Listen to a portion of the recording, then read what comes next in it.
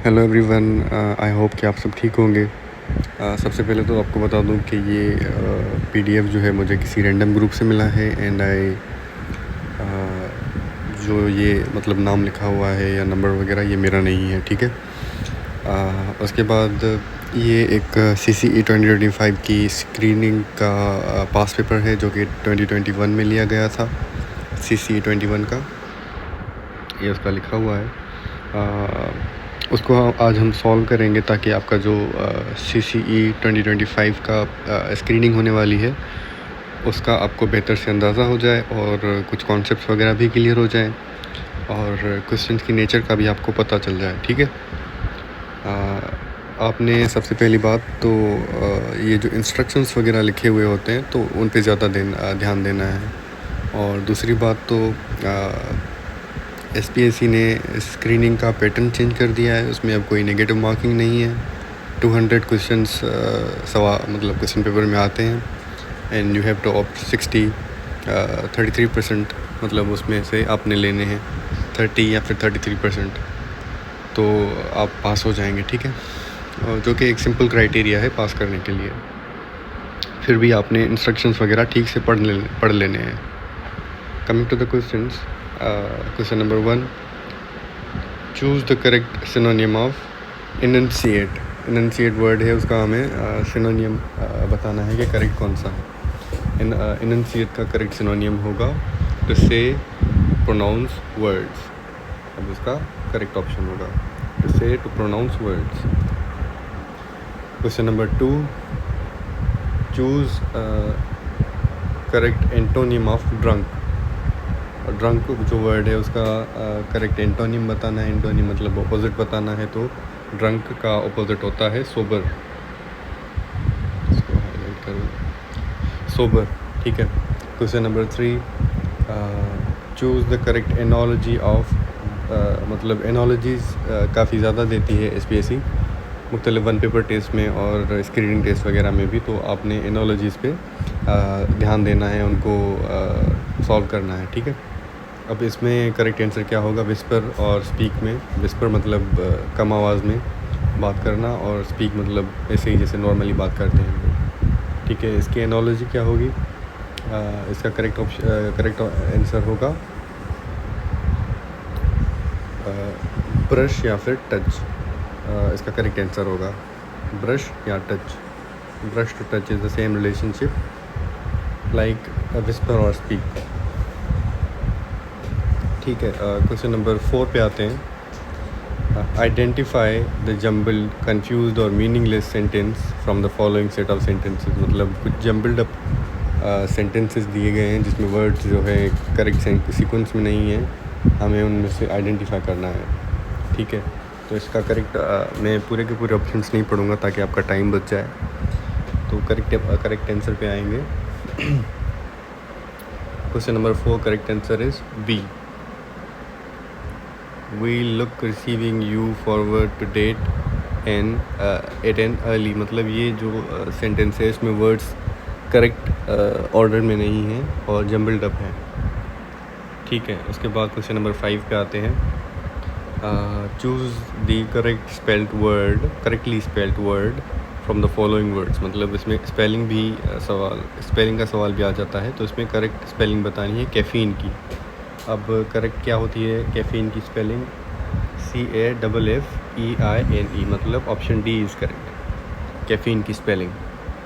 Question number 6, name और identify the word underline in the given sentence. मतलब इस sentence में एक वर्ड दिया गया है अलोंग, अंडरलाइन किया हुआ, उसको आइडेंटिफाई करना है कि ये पार्ट्स ऑफ स्पीच में कौन सा है। I was just walking along singing to myself. I was just walking along singing to myself, ठीक है। अब ये पार्ट्स ऑफ स्पीच में कौन सा वर्ड है, it is adverb. I was walking along ये एक एडवर्ब है, ठीक है। और moving ahead, question number 7, identify mistake in the following sentence. अब इसमें मिस्टेक्स को आइडेंटिफाई करना होता है, मतलब ये सेंटेंस करेक्शन का भी सवाल आ जाता है, ठीक है। अब इसमें अंडरलाइन किए गए हैं, इसमें ऑप्शन भी इसी में दिए गए हैं कि करेक्ट इनकरेक्ट मिस्टेक कौन सी है इसमें से। दी कायदे आज़म फाउंडेड डेली न्यूज़पेपर डॉन, ठीक है, दी कायदे आज़म। अब इसका करेक्ट ऑप्शन कौन सा होगा? इसमें होगा डी, दी कायदे आज़म फाउंडेड डेली न्यूज़पेपर डॉन। अब इसमें मुझे जो SPSC ने की दी थी उसके हिसाब से डी है, बट मुझे खुद लग रहा है कि इसमें द नहीं आएगा, ठीक है। उसमें से मुझे आप करेक्ट कर लें, इससे कंफर्म कर लें कि इसका करेक्ट आंसर कौन सा होगा, बट द ऑफिशियल की जो SPSC ने खुद दी थी उसके हिसाब से न्यूज़पेपर जो है वो यहाँ पे मिस्टेक है, बट आर्टिकल का मतलब नहीं लग रहा कि यहाँ पे आर्टिकल यूज़ होगा। कायदे आज़म फाउंडेड डेली न्यूज़पेपर डॉन, ठीक है। उसके बाद क्वेश्चन नंबर 8 पे आते हैं, क्योंकि क्या कहते हैं, प्रॉपर नाउन के साथ आर्टिकल नहीं लगता, ठीक है। मैं अगर फॉर एग्जांपल कहता हूँ कि शहबाज शरीफ, तो मैं उसके साथ दी शहबाज शरीफ नहीं कहूँगा, ठीक है। उसके बाद question number 8, person who collects और स्टडीज़ स्टैम्प्स, तो उसे क्या कहेंगे? कोई भी इंसान जो स्टैम्प्स कलेक्ट करता हो उसे कहेंगे हम philatelist. Option C is correct, philatelist. Question number 9, choose a suitable preposition. इनमें से प्रीपोजिशन बतानी है कि सुटेबल कौन सी है। He rammed his truck dash the back of the one in front, मतलब इसने अपनी ट्रक ठोक दी आगे वाली गाड़ी में। अब इसमें करेक्ट आंसर होगा क्वेश्चन नंबर 9 का B, into, rammed his truck into the back of the one in front. He rammed his truck into the back of the one in front, ठीक है। Question number 10, identify the correct phrase और idiom, मतलब इनमें से correct वाला कौन सा है वो बताना है।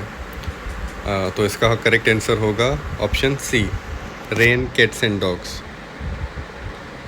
मतलब मूसलाधार बारिश, बहुत ज़्यादा तेज़ बारिश जब भी हो तो हम उस सिचुएशन में कहेंगे it is raining cats and dogs.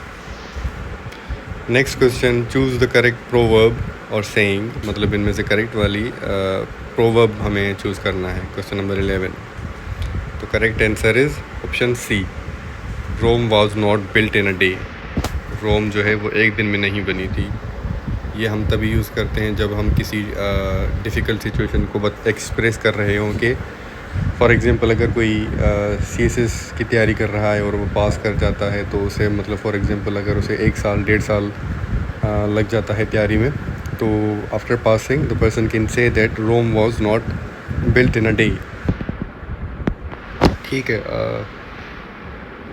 Next question is question number 12, choose the correct pair of words that best completes the sense in the given sentence. Pair of words इसमें चूज़ करने के correct वाले कौन से हैं? Sentence कौन सा है? The principal gave his dash to our request for a steep dash to the top of a hill. अब इसका करेक्ट आंसर कौन सा होगा? Option A is correct. इसका मीनिंग निकालते हैं। The principal gave his assent, ASSENT, मतलब उसने अपनी रजामंदी दी टू आवर रिक्वेस्ट, हमने जो रिक्वेस्ट की थी उसने रजामंदी दे दी। To a steep ascent, ascent ये वाले असेंट का मतलब होगा क्लाइम करना, चढ़ना, ठीक है। टॉप ऑफ द हिल पे हम चढ़ेंगे, ठीक है। तो इसकी स्पेलिंग वगैरह को देख लें। Question number 13, a young person who learns the particular skills और ट्रेड इज़ कॉल्ड। कोई भी बंदा हो वो कोई स्किल्स सीख रहा हो तो हम उसे क्या कहेंगे? Question number 13, correct answer is C, apprentice, ठीक है। क्वेश्चन नंबर 14, इसको अंडरलाइन किया हुआ है। How often do you go out, कितना मतलब कितना अक्सर औकात आप बाहर जाते हैं। द अंडरलाइन वर्ड्स डिनोट्स, मतलब ये फ्रीक्वेंसी को डिनोट करता है। क्वेश्चन नंबर 14 का करेक्ट आंसर होगा सी, ये फ्रीक्वेंसी, मतलब आप कितना फ्रीक्वेंटली बाहर जाते हैं। Question number 15, the way that somebody looks और बिहेव्स इज़, किस तरीके से कोई इंसान बिहेव करता है या दिखता है तो उसे क्या कहा जाता है, उसे डिमीनर कहा जाता है। Question number 15, correct answer is A, demeanour या फिर बिहेवियर। ठीक है। Question number 16, a group of birds और a flock flying together in hundreds or even thousands is called, जब बर्ड्स मतलब हज़ारों की तादाद में साथ में उड़ते हैं तो उसे क्या कहा जाता है, उसे मर्मरेशन कहा जाता है। ऑप्शन बी इज़ करेक्ट, मर्मरेशन, जब बर्ड्स हज़ारों की तादाद में, सैकड़ों की तादाद में साथ में उड़ रहे हों। Question number 17, a complete verb paradigm has dash forms, एक वर्ब पैराडाइम में कितने फॉर्म्स होते हैं, तो करेक्ट आंसर इज़ सी, उसमें 5 फॉर्म्स होते हैं। Question number 18, when I got home I found that my sister was ironing clothes, मैं जब घर आया तो मैंने जाना कि मेरी बहन कपड़े इस्त्री कर रही थी। दिस इज़ द डिश, ये एक सेंटेंस का टाइप पूछा गया है कि ये सिंपल है, कंपाउंड है, कॉम्प्लेक्स है, कौन सा है, तो ये वाला है कॉम्प्लेक्स सेंटेंस। ठीक है, ये एक कॉम्प्लेक्स सेंटेंस है। ठीक है। Question number 19, erstwhile hitherto both these words have somewhat similar shades of meaning, इन दोनों वर्ड्स में मतलब कुछ ना कुछ एक्सटेंट तक सिमिलर मीनिंग है, but the first one is used as an adjective and the second one is used as मतलब पहला वाला जो है अर्स्टवाइल, ये एक एडजेक्टिव के तौर पे इस्तेमाल किया जाता है, और दूसरा वाला जो है वो एडवर्ब के तौर पे इस्तेमाल किया जाता है। पहला वाला अर्स्टवाइल जो है वो एडजेक्टिव होता है, हिथरटू एडवर्ब होता है। Question number 20, choose the meaning of the word fortnight, fortnight का मतलब क्या है, option C is correct, fortnight का मतलब होता है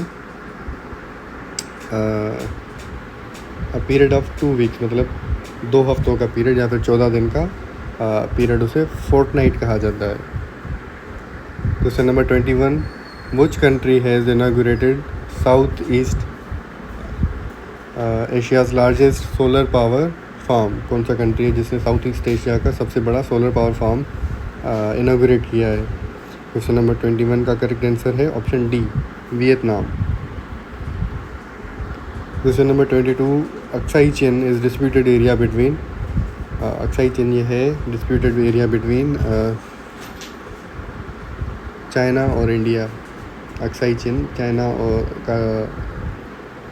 और इंडिया का डिस्प्यूट है अक्साई चेन एरिया के बारे में। Question number 23, at present the largest museum in the world is, इस वक्त सबसे बड़ा म्यूज़ियम कौन सा है दुनिया का। क्वेश्चन नंबर 23, तो वो है Louvre museum. Next is question number 24, FIFA World Cup 2022 will be, अब ये 2021 का है, तो फीफा वर्ल्ड कप के बारे में थोड़ा सा पढ़ लें। ये है 2022 का वर्ल्ड कप हुआ था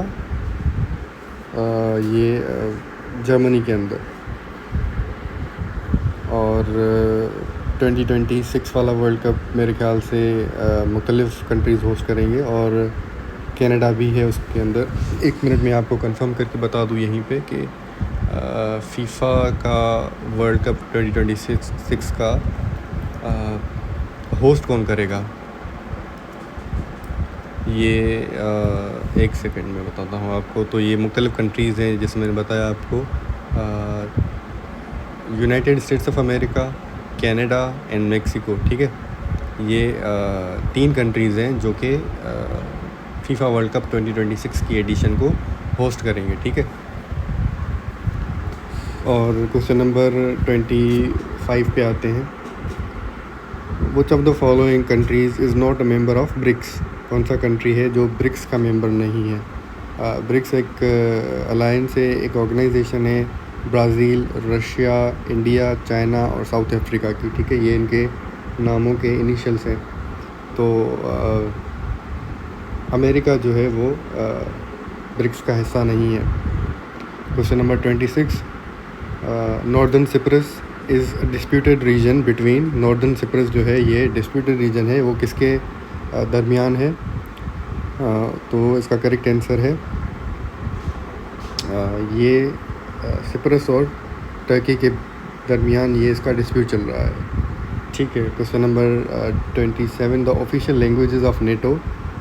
नॉर्थ अटलांटिक ट्रीटी ऑर्गेनाइजेशन की ऑफिशियल लैंग्वेजेस कौन सी हैं?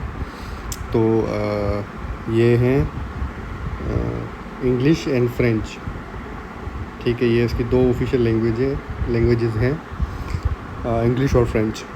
Question number 28, who is Justin Trudeau? Justin Trudeau जो हैं ये जस्टिन ट्रूडो जो हैं ये प्राइम मिनिस्टर ऑफ कनाडा थे, अब नहीं है, ठीक है। क्वेश्चन नंबर 29 पे आते हैं। AFP is the news agency of, ये किस कंट्री की न्यूज़ एजेंसी है? Question number 29 correct answer is B, France. AFP is the news agency of France. Question number 30, the oldest tennis tournament in the world is. सबसे पुरानी tennis tournament कौन सी है? तो वो है विंबलडन, ठीक है, सबसे पुरानी tennis tournament. Question number 31, who is Emmanuel Macron? तो इमैनुअल मैक्रोन जो हैं ये प्रेसिडेंट ऑफ फ्रांस हैं, ऑप्शन सी इज़ करेक्ट, ठीक है। Question number 32, JAXA is the new space agency of. तो ये जापान की स्पेस एजेंसी है जाक्सा, JAXA। क्वेश्चन नंबर 32, ठीक है। क्वेश्चन नंबर 33 पे आते हैं। The nickname of IBM is. IBM का निकनेम क्या है? तो वो है बिग ब्लू, ठीक है, big blue is the nickname of IBM। Question number 34, Philips is a technology company of. तो ये फ़िलिप्स किसकी टेक्नोलॉजी कंपनी है? ये है नीदरलैंड्स की, ठीक है। Question number 35, Uyghur population is present in. तो ये यूगोर पॉपुलेशन है ये चाइना के अंदर मौजूद है। ये पूछा गया है कि ये चाइना के किस हिस्से में मौजूद है? तो correct answer is option C, west of China. Uyghur population China के वेस्ट के अंदर प्रेजेंट है, ठीक है। Question number 36, uncodified constitution means. जो अनकोडिफाइड कॉन्स्टिट्यूशन होता है उसका मतलब क्या होता है? उसका मतलब होता है जिसमें इसमें से कोई भी मतलब ऑप्शंस नहीं है इसके करेक्ट आंसर में। उसका मतलब ये होता है कि कोडिफाइड कॉन्स्टिट्यूशन वो होता है जिसमें एक तो वो रिटन हो और इसमें लीगल टर्म्स वगैरह का इस्तेमाल किया गया हो, और अनकोडिफाइड में मतलब वो सारी की सारी चीज़ें नहीं होती, ठीक है। और इनमें से वो ये ऑप्शंस नहीं है, ठीक है। तो यहाँ पे none of these correct answer होगा। Question number 37, Antarctica is situated near the. अब एंटार्क्टिका जो कॉन्टिनेंट है उसका पूछा गया है कि वो कौन से हेमिस्फीयर में प्रेजेंट है, सिचुएटेड है। तो उसका करेक्ट आंसर है ये साउदर्न हेमिस्फीयर के अंदर लोकेटेड है, सिचुएटेड है। Question number 38, which month of calendar year can lack a new moon. New moon कौन से महीने के अंदर नहीं होता, मतलब पोटेंशली, ठीक है। तो इसका करेक्ट आंसर है B, February can lack a new moon, ठीक है। Question number 39, the English novelist born in India. कौन सा इंग्लिश नॉवेलिस्ट था जो कि इंडिया में पैदा हुआ था? तो उसका करेक्ट आंसर है William Makepeace Thackeray, option C is correct. William Makepeace Thackeray English novelist थे जो कि इंडिया में पैदा हुए थे। Question number 40, equator passes through one of these countries. अब कौन से कंट्रीज़ में से इक्वेटर पास करता है? तो करेक्ट आंसर है नन ऑफ दीज, इनमें से कोई भी कंट्री नहीं है जिनमें से इक्वेटर पास करता है। ठीक है, क्वेश्चन नंबर 41 पे आते हैं। गदानी बीच इज़ लोकेटेड इन, ये गदानी बीच जो है it is located in Balochistan. Option A is correct. Question number 42 पे आते हैं। Mirani dam is located on the river, तो ये दश्त रिवर पे लोकेटेड है मीरानी डैम। ठीक है, option C is correct. Question number 43, author of the book the making of modern Sindh, ये बुक का नाम है मेकिंग ऑफ मॉडर्न सिंध। अब इसके ऑथर का नाम पूछा गया है कि कौन सा है, किसने लिखी है ये book. So the correct answer is, question number 43 का सही जवाब है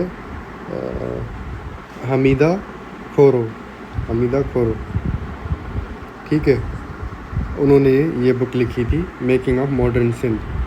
उसके बाद question number 44, Pakistan China boundary line was demarcated during, Pakistan और चाइना की जो बाउंड्री लाइन है वो किसके दौर में डिमार्केट की गई थी।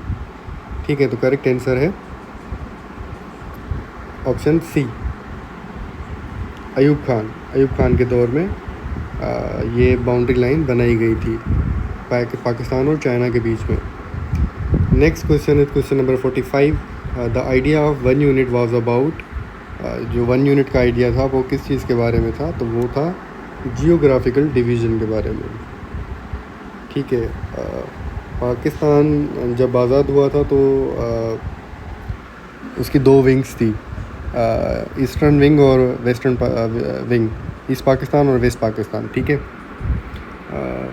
उसके 2 यूनिट्स बनाए गए थे। जो बांग्लादेश अब है वो 1 यूनिट था, और जो अब पाकिस्तान पूरा का पूरा है वो भी 1 यूनिट था, तो 2 यूनिट्स बनाए गए थे। और प्रोविंशियल सिस्टम बाद में आया था 1973 कॉन्स्टिट्यूशन के बाद। ठीक है, क्वेश्चन नंबर 46 पे आते हैं। LFO स्टैंड्स फॉर, LFO का फुल फॉर्म क्या है, तो उसका फुल फॉर्म है लीगल फ्रेमवर्क ऑर्डर। ठीक है, क्वेश्चन नंबर 46 का करेक्ट आंसर होगा A, legal framework order. Question number 47, Delhi सल्तनत वाज इस्टेब्लिश्ड बाय, तो दिल्ली सल्तनत का बुनियाद किसने रखा था, उसका बुनियाद रखा था, इन ऑप्शंस में से कोई भी नहीं है। ठीक है, और उसके बाद आते हैं question number 48, during Mughal administration in the subcontinent accountant was known as, मतलब मुगल एडमिनिस्ट्रेशन में अकाउंटेंट को क्या बोला जाता था, तो उसे पटवारी कहा जाता था। Option C is correct, accountant को पटवारी कहा जाता था। Question number 49, doctrine of lapse was implemented by the British in the subcontinent. जो डॉक्ट्राइन ऑफ लेप्स जो है ये ब्रिटिशर्स ने सब कॉन्टिनेंट में इम्प्लीमेंट की थी। अब ये क्यों इम्प्लीमेंट की थी, टू एनेक्स प्रिंसली स्टेट्स। ठीक है, प्रिंसली स्टेट्स को एनेक्स करने के लिए, उनको ब्रिटिश राज का हिस्सा बनाने के लिए। अब इसके मुताबिक क्या था डॉक्ट्राइन ऑफ लेप्स के हिसाब से, कि जो भी बादशाह उसका हेयर नहीं होगा, उसका वारिस नहीं होगा, तो उसकी प्रिंसली स्टेट ब्रिटिश राज का हिस्सा बनाई दी जाएगी। ठीक है, क्वेश्चन नंबर 50 पे आते हैं। London branch of Muslim League was organised by, तो London branch of Muslim League किसने ऑर्गेनाइज़ की थी, तो it was organised by sir Aga Khan, no sorry Syed Ameer Ali. Option C is correct, Syed Ameer Ali ने London branch of Muslim League को ऑर्गेनाइज़ किया था। Question number 51, Shahnama Islam was written by, तो शाहनामा इस्लाम लिखा था हफीज़ जालंधरी ने। ठीक है, ये याद कर लें। Question number 52, complete Buddhist monastery in Pakistan was founded at, ये बुद्धिस्ट मोनास्ट्री का पूछा गया है कि वो कहाँ पे मिली थी, तो वो मिली थी तख्तबाही पे, it was founded at Takhtbahi. Question number 53, book Ilmul Iqtisad was authored by, अब ये ऑथर का नाम पूछा गया है, बुक इल्मुल इक्तिसाद का ऑथर कौन था, इसका करेक्ट आंसर है ऑप्शन डी अल्लामा इकबाल ने इल्मुल इक्तिसाद लिखा है। ठीक है। Question number 54, ERRA is an abbreviation. अब ये ERRA का फुल फॉर्म बताना है कि इसका फुल फॉर्म क्या है। इसका करेक्ट आंसर है earthquake reconstruction and rehabilitation authority. Earthquake reconstruction and rehabilitation authority. Question number 55, Mast Tawakli is a famous poet. ये कौन सी लैंग्वेज का फेमस पोइट था? मस्त तवक्कुली ये था बलोची लैंग्वेज का। Option A is correct. Question number 56, a जज of the Supreme Court of Pakistan shall hold office until he और she attains the age of. ये पूछा गया है कि मतलब जो सुप्रीम कोर्ट का जज है वो किस एज तक सुप्रीम कोर्ट तक अपनी जज की पोस्ट होल्ड कर सकता है। तो करेक्ट आंसर है इसका 65 years. Option C is correct. ठीक है। अब मेरे ख्याल से एक्सटेंड कर दी गई है, बट उसको कंफर्म कर लेना। Question number 57, Chachnama was originally written in. तो ये चचनामा एक हिस्टोरिकल किताब है। ये ओरिजिनली किस लैंग्वेज में लिखी गई थी? इसका करेक्ट आंसर है option A Sindhi. Chachnama originally Sindhi language में लिखी गई थी। Question number 58, severity of 2005 earthquake in Pakistan on Richter scale. 2005 earthquake जो आया था पाकिस्तान के अंदर उसकी रिचर स्केल पे सिवियरिटी कितनी थी? तो उसका करेक्ट आंसर है इसके 7.6 सिवियरिटी थी। ठीक है। Question number 59, Gandhara art is related to. Gandhara civilisation का जो आर्ट था वो किससे रिलेटेड था? तो इसका करेक्ट आंसर है Taxila. Option D is correct. Question number 60, Faiz Mahal was build by. Faiz Mahal किसने बनाया था? तो फेज़ महल बनाया था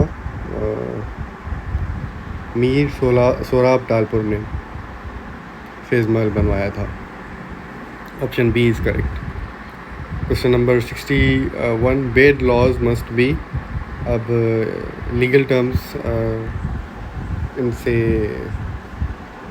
इसमें देने हैं, इंसर्ट देना है इसका कि जो ख़राब लॉज होते हैं उनके साथ क्या करना होता है। तो इसका करेक्ट आंसर है option D must be finished. उनको ख़त्म किया जाए।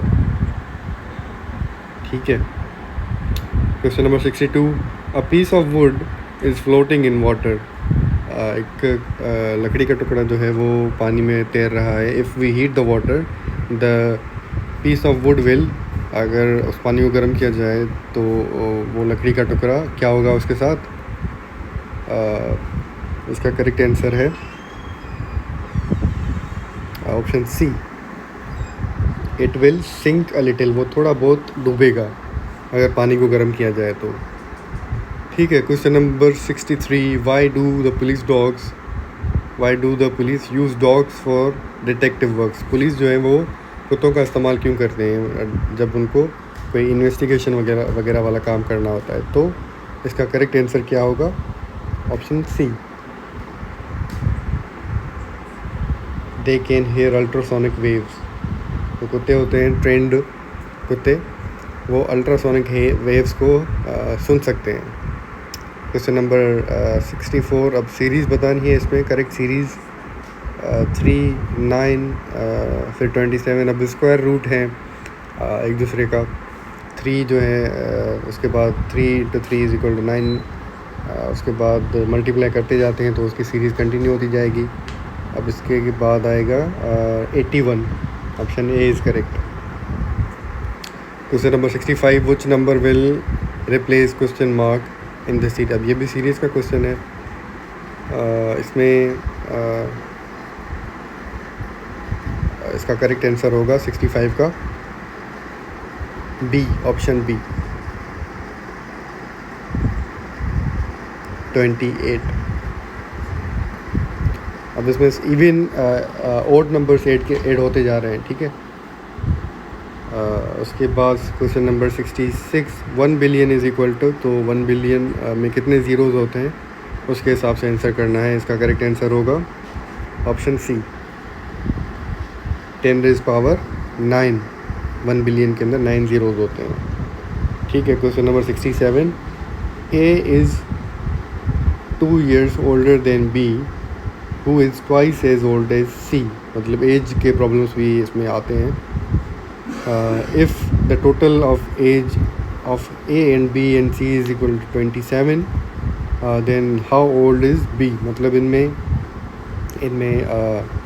B की एज पूछी गई है, थोड़ा बहुत A और B की एज के बारे में, और उनकी एज का टोटल सम अप करने के बाद वाला कितनी एज होती है, तो वो सब मतलब बताया गया है, तो उसमें कैलकुलेट करना है। ठीक है, क्वेश्चन नंबर 67 का आंसर होगा डी, 10 years। मतलब बी की एज 10 years होगी। Question number 68, a form of written language for blind people is known as Braille. ठीक है, जो अंधे लोग होते हैं उनके लिए रिटन फॉर्म में लैंग्वेज होती है, वो अपनी उंगलियों से महसूस करके उसको पढ़ सकते हैं, तो उसे ब्रेल कहा जाता है। वो थोड़ी बहुत उभरी हुई होती हैं बाहर की तरफ। Question number 69, when 1/4 of a number is subtracted from 1/3 of the same number, the remainder obtained is 12। the number is, तो वो कौन सा नंबर होगा, तो वो होगा 144। Option A is correct. Question number 70, which of the following is a Baltic state. Baltic state कौन सी है इसमें से, Estonia is a Baltic state. ठीक है, Estonia is a Baltic state. Question number 71, what is meant by solstice. Solstice का मतलब क्या होता है, उसका मतलब होता है when sun reaches its maximum distance from equator। जब सूरज जो है इक्वेटर से अपने मैक्सिमम डिस्टेंस पे पहुंच जाए तो उसे हम सोलिस्टिस कहेंगे। ठीक है, उसके बाद आते हैं क्वेश्चन नंबर 72 पे। Floating, what is an iceberg. Iceberg क्या होता है, it is a floating mass of ice, बर्फ़ का एक तैरता हुआ टुकड़ा। Question number 73, standard words used as a common gender for person in charge of a meeting is are. मतलब कोई भी कॉमन जेंडर जो कि इंचार्ज हो उसे क्या कहा जाएगा। क्वेश्चन नंबर 73, इसका आंसर है चेयरपर्सन। ठीक है, अगर मेन होगा तो चेयरमैन, बट अगर हम कॉमन जेंडर को रेफ़र करना चाहते हैं तो हम कहेंगे चेयरपर्सन। ठीक है, question number 74, correct abbreviated form of etcetera used in the end of sentence appears like which one of the following. मतलब एटसेट्रा को कैसे लिखेंगे ग्रामेटिकली करेक्ट तरीके से। ठीक है, तो इसका करेक्ट आंसर होगा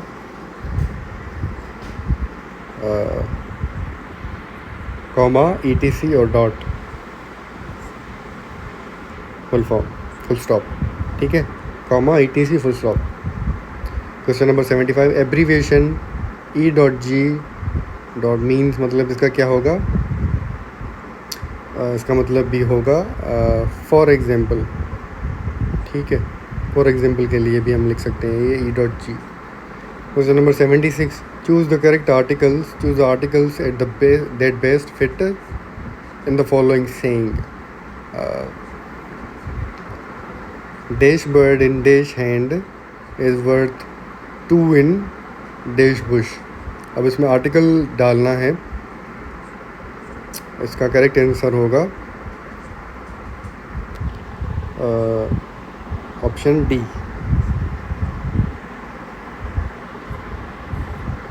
इसको लिख के देखते हैं कि कैसे लिखा जाएगा ये।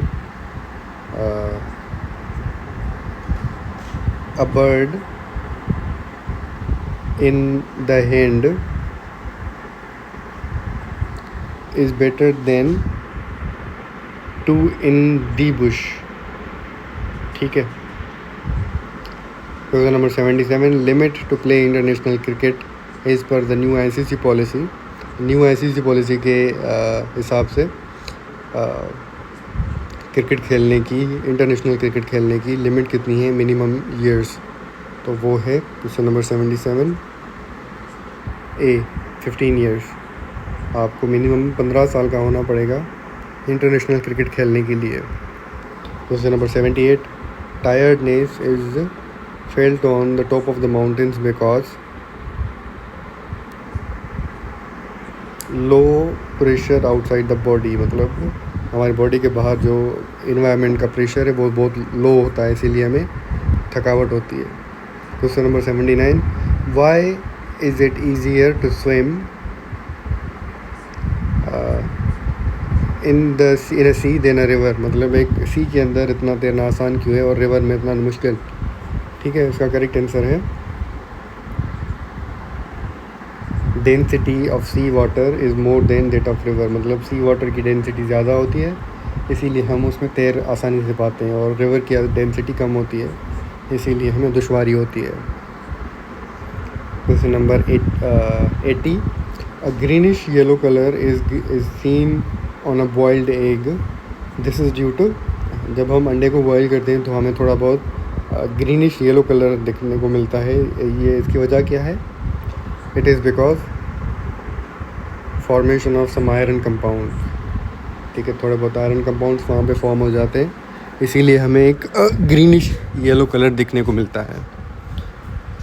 Moving ahead, question number 81, when cream is separated from the milk, उससे क्या होता है? जब हम क्रीम निकाल लेते हैं दूध से तो क्या होता है? तब जब जो दूध की डेंसिटी है वो बढ़ जाती है। Question number 82, what is meant by equinox? Equinox का क्या मतलब होता है? जब, सॉरी रिकॉर्डिंग बंद हो गई थी। क्वेश्चन नंबर 82 पे थे हम।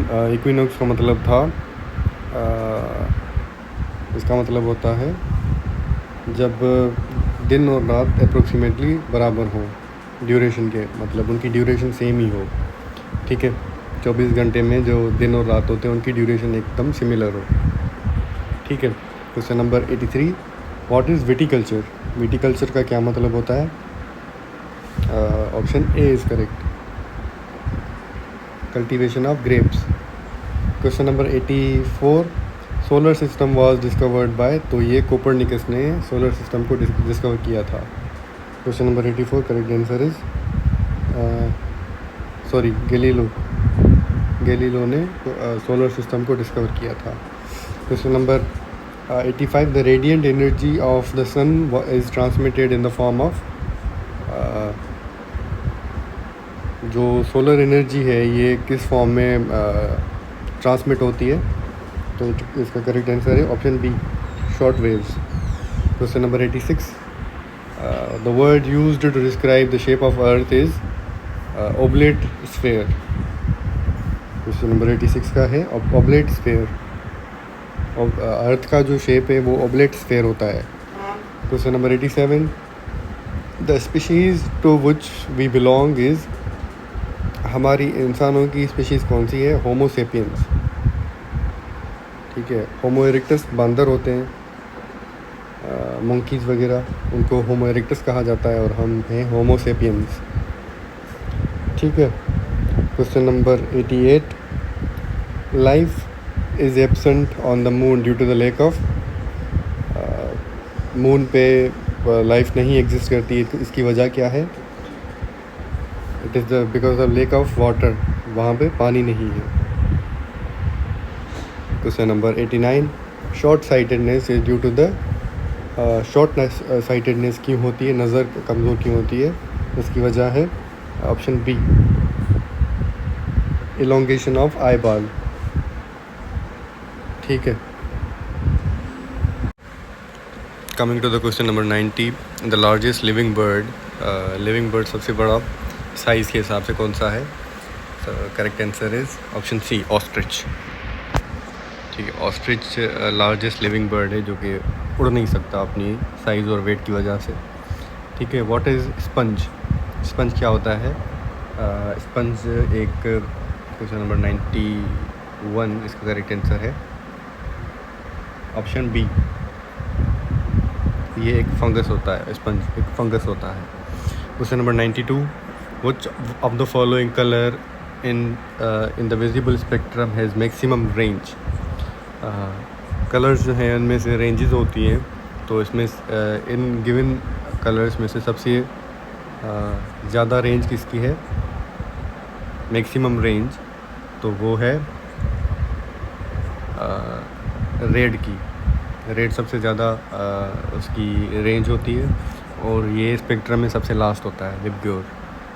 ठीक है, इसको याद करने का एक शॉर्ट फॉर्म है तो मैं लिख देता हूँ, VIBGYOR, VIBGYOR. Violet, indigo, blue, green, yellow, orange and red. ठीक है। Question number 93, fathom is the unit of. Fathom किस चीज़ का यूनिट है, तो फेथम यूनिट है डेप्थ का। Option B is correct. Question number 94, vacuum tubes have been replaced by transistors. Option C is correct. Question number 95, the number of electrons of neutral atom is automatically known if one knows the option A is correct। और atomic number अगर पता हो, अगर number of electrons पता हो तो automatically the atomic number will be known as well। Question number 96, which of the following is not a major subdivision of the biosphere। Biosphere का ये कौन सा हिस्सा नहीं है। Question number 96, correct answer is B,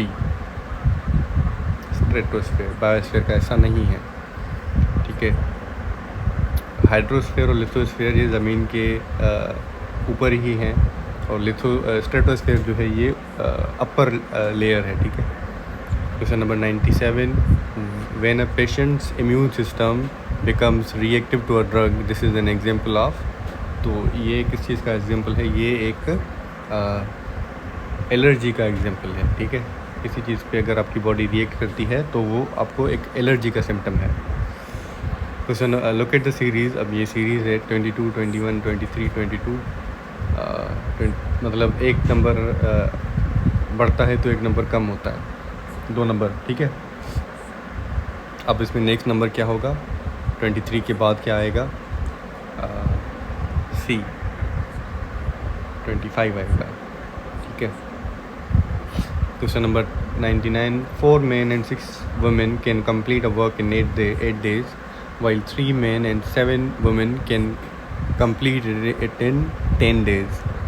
In how many days will 10 women complete it। मतलब वो वही काम जो 4 मर्द और 6 औरतें मिलके कर रही हैं 8 दिनों में, और 3 मर्द 7 औरतें 10 दिनों में कर रहे हैं, तो 10 औरतें कितने दिनों में कंप्लीट करेंगी वही काम, तो उनको लग जाएंगे 40 डेज़। ठीक है। Question number last question for today is digestion of food is completed in the. जो फूड की डाइजेशन होती है वो कहाँ पे कंप्लीट हो जाती है, वो होती है स्मॉल इंटेस्टाइन में कंप्लीट। तो ये थे CCE 2021 के क्वेश्चंस जो 100 थे। मैंने उनको सॉल्व करने की कोशिश की और उनको एक्सप्लेन करने की भी कोशिश की विद इन गिवन टाइम। तो इसको देख लें। आई होप कि ये आपके लिए बेनिफिशियल रहा होगा।